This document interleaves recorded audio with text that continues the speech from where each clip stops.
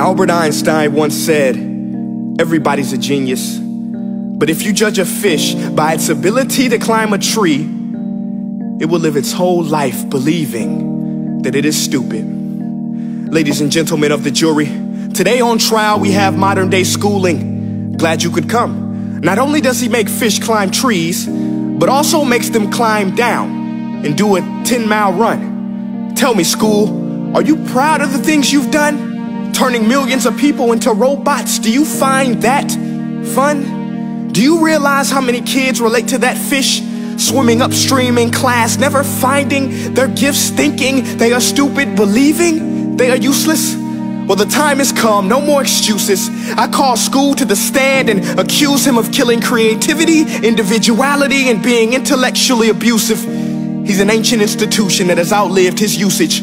So, Your Honor, this concludes my opening statement, and if I may present the evidence of my case, I will prove it. Proceed. Exhibit A. Here's a modern day phone. Recognize it? Here's a phone from 150 years ago. Big difference, right? Stay with me. Here's a car from today, and here's a car from 150 years ago. Big difference, right? Well, get this. Here's a classroom of today, and here's a class we used 150 years ago. Now, ain't that a shame? In literally more than a century, nothing has changed. Yet you claim to prepare students for the future? But with evidence like that, I must ask, do you prepare students for the future or the past? I did a background check on you and let the record show that you were made to train people to work in factories, which explains why you put students in straight rows, nice and neat, tell them sit still, raise your hand if you want to speak, give them a short break to eat, and for 8 hours a day, tell them what to think.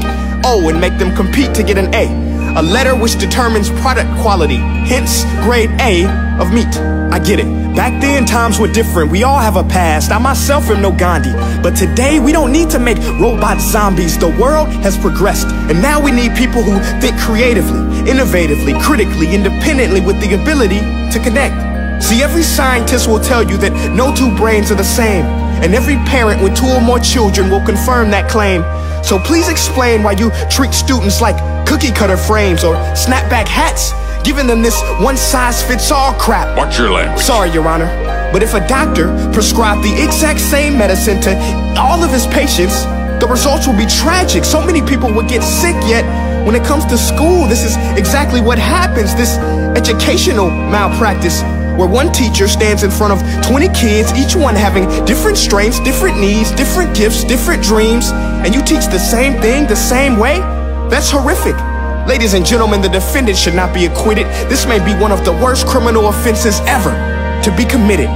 And let's mention the way you treat your employees. Objection. Overruled. I want to hear this. It's a shame. I mean, teachers have the most important job on the planet, yet they're underpaid?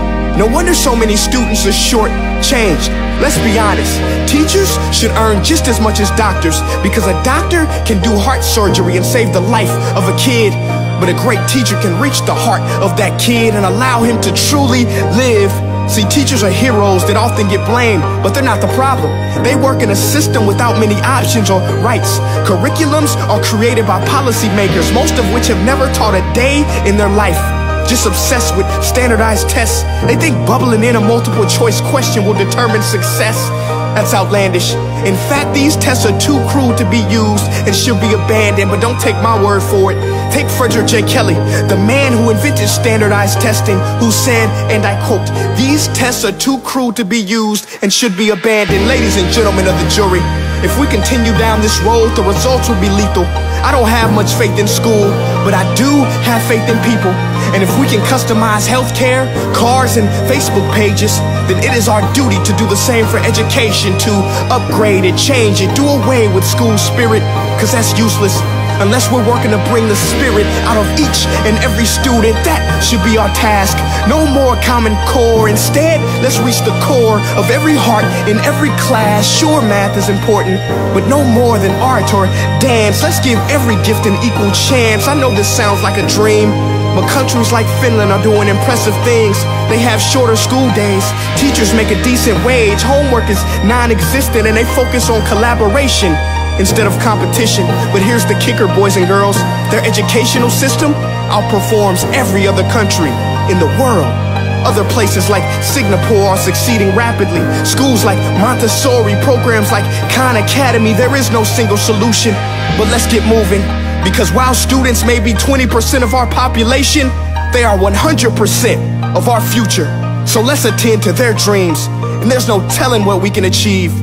This is a world in which I believe, a world where fish are no longer forced to climb trees. I'll rest my case.